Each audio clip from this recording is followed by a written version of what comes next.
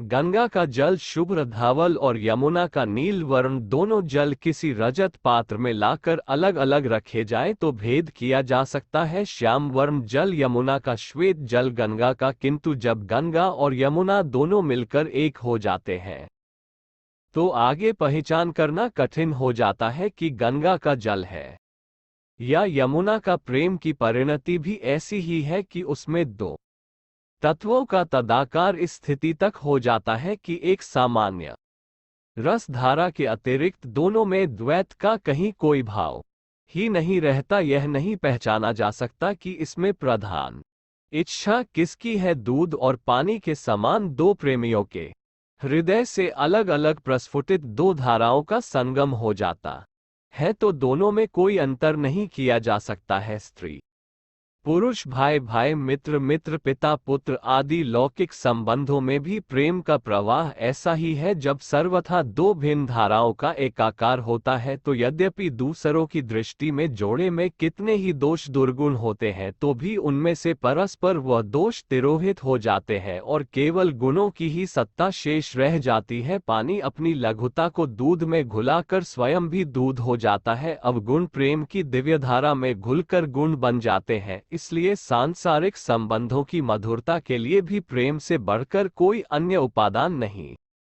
प्रेम अंतःकरण की एक ऐसी उपज है जो शुष्क से शुष्क, कठोर से कठोर और कितने ही दिशा भ्रांत जीवन को सरल, सहज और प्रकाशवान बना देती है। प्रेम से मधुर संसार में और कुछ नहीं।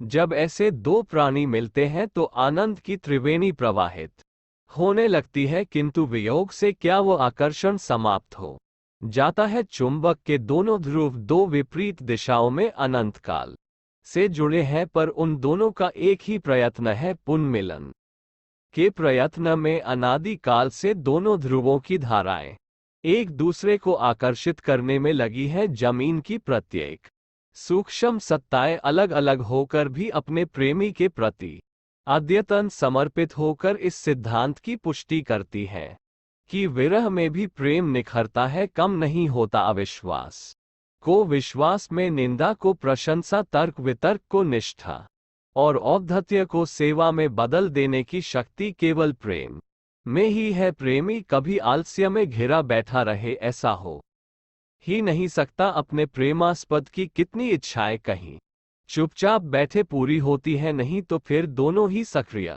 होते हैं, कुछ न कुछ जुटाते हैं और एक दूसरे को देते हैं।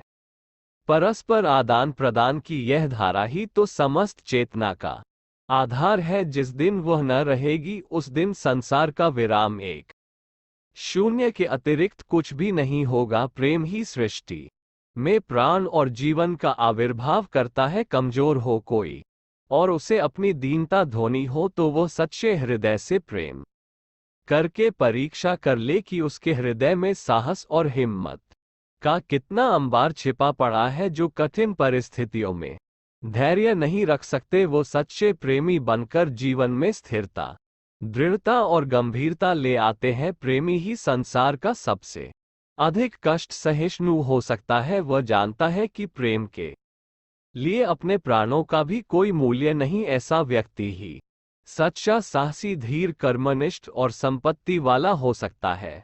इसीलिए प्रेम को पारस और कल्पवृक्ष कहा है। प्रेम जीवन की इन संघर्षपूर्ण परिस्थितियों में भी शुष्कता उत्पन्न नहीं करता। ये संघर्ष करते हुए भी वह रसपान करता है। जहां भी जैसी भी स्थिति में रहता हो स्वर्ग अनुभव करता है।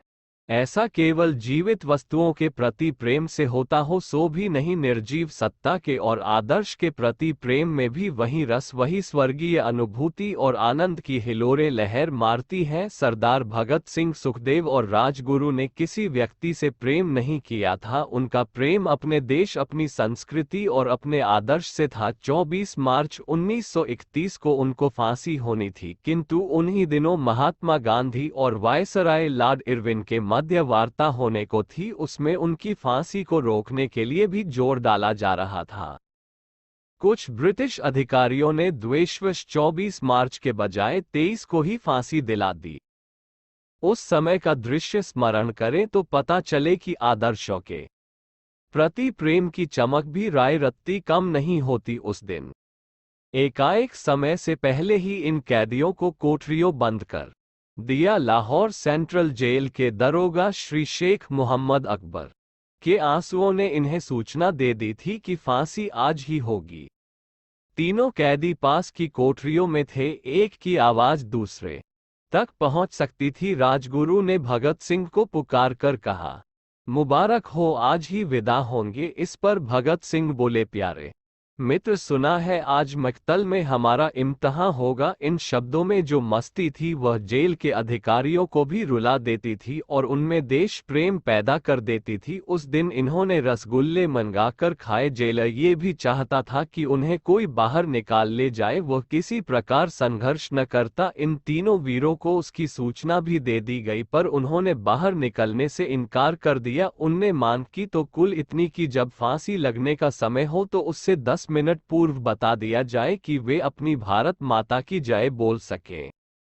ऐसे ही देश प्रेम के दीवाने ऐसी ही मस्ती भरी आवाज में जय जयकार करते हुए फांसी के तख्ते पर झूल गए। प्रेमवाणी रहस्य को पवित्र करने वाली सर्वव्यापी सत्ता है, उसमें सच्चाई होती है, आदर्श होते हैं, आग्रह होता है और होती है हृदय की विशालता, जो न केवल अपने प्रेमी के लिए श्रद्धावनत करती है वरन संपूर्ण चेतना में ही उसे दिव्य रस की अनुभूति कराने लगती है। उसे सब कुछ सिय राममय दिखाई देने लगता है। भावनाओं की तन्मयता जो हृदय को धोकर साफ कर दे, वही तो प्रेम है। ऐसे प्रेम के साधक के लिए न जप आवश्यक है और न तप व्रत नियम तो उसके लिए है जिसके हृदय में राग द्वेष विद्यमान हो। प्रेम जीवन की संपूर्ण कलुषताओं को धो देता है, दुर्वासनाओं पर नियंत्रण करके चित्त को निर्मल बना देता है। इसलिए प्रेम सर्वोत्तम योग है, वह साधारण मनुष्य को महान बना देता है। जहाँ प्रेम की चर्चा हो पर यह गुण न हो, वहाँ प्रेम नहीं, वासना, योग नहीं, भ्रम समझना चाहिए। ऐसे प्रेम के भुलावे में न आए जो प्रेम अपने अंतकरण के द्वेष दुर्गुणों को उसी प्रकार गुणों में बदल दे जिस प्रकार गंगा के जल में विलीन हुआ जमुना जल। वही प्रेम सच्चा, सार्थक और अभ्यास के योग्य है। वह ऐसा अमृत है जिसे पीकर मनुष्य अमर हो जाता है।